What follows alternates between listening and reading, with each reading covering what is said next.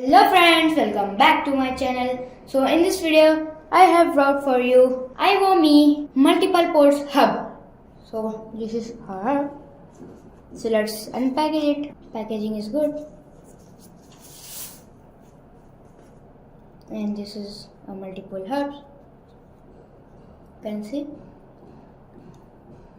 This is Type C cable. And this is VGA. And this is HDMI 4K, and this is Type C, and this is USB, and build quality is good, finishing also good, and this is mini size. You can see mini size is there. So let's connect. So I have a MacBook, so this is a multiple hub. So let's plug.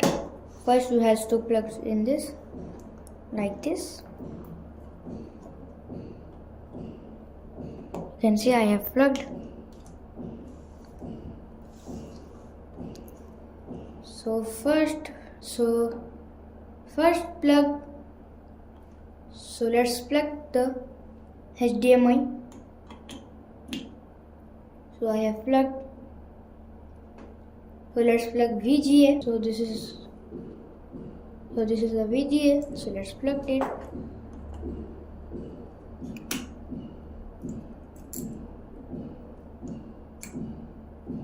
You can see I have plugged.